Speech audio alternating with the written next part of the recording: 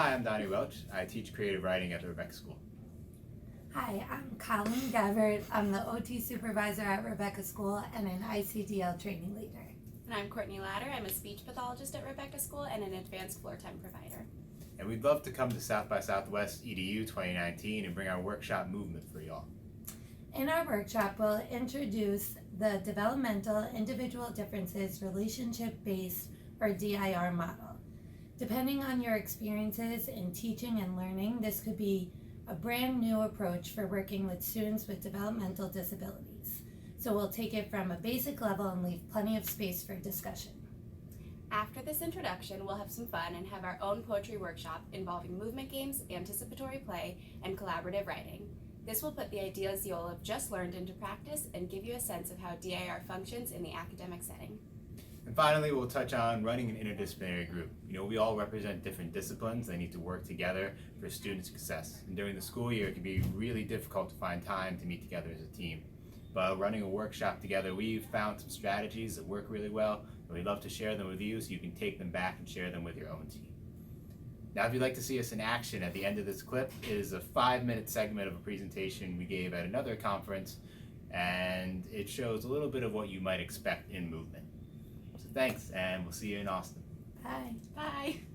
So we talked a lot about what do our poets need to remain engaged and remain regulated throughout this process, and how do they learn? What is their processing like? So one of the things we talked about very early on in one of our first reflective meetings together was this multi-sensory approach to reading and learning and engaging with peers. So they have this opportunity at the beginning of each workshop, in the middle of each workshop, and even at the end sometimes, to speak the words of the poem, hear the words of the poem from themselves and from their peers, and to move to the poem. And it really allows them to process the information. So they don't have just one shot to hear a teacher at the front of the room read a poem to them and then have to then go on and participate in some academic work surrounding the poem. It really gets to come from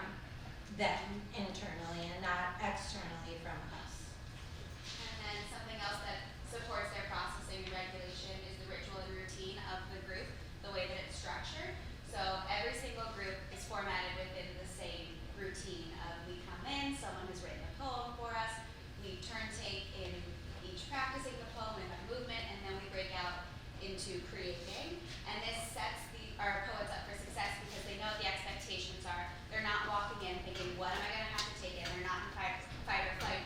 They know what is expected. They know who's going to be there because the same staff is there.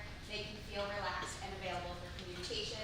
To kind of give an example from our own perspectives, if you can think about going to a party at your best friend's apartment where it's your group of college friends and you know who's going to be there, you've been to the apartment a million times, how available are you to communicate with those individuals when you walk in, versus you're tagging along with a friend to a friend of a friend's apartment and you don't know anyone there and it's loud and it's crowded and it's busy. How available are you to walk in and just say hello to everyone? So creating this routine and ritual allows to start off right off the bat with regulation and availability for communication and processing.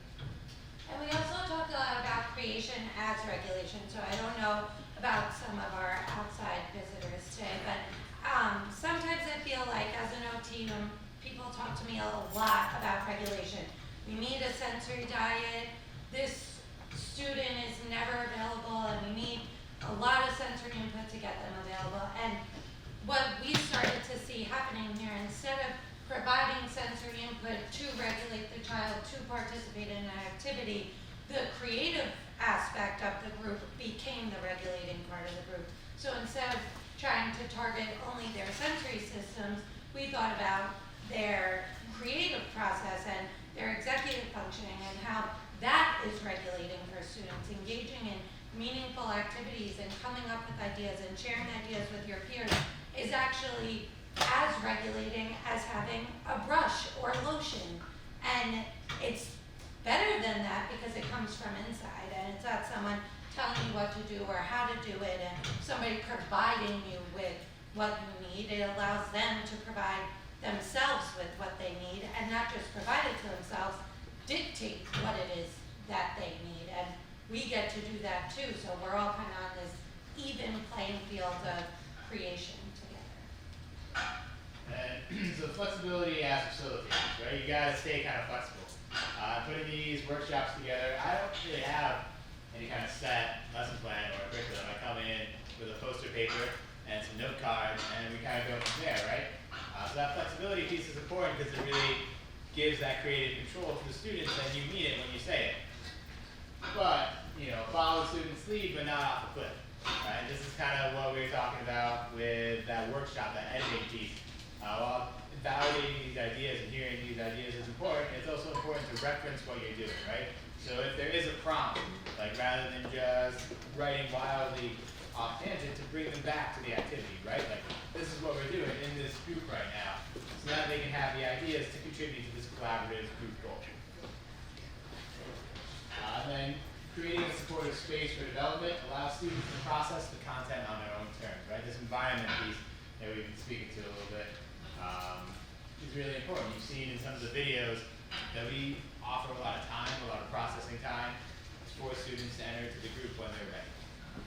And I think that when we talk about environment, that there are two ways to think about environment, right? The emotional space that we're inviting them into, this safe kind of, I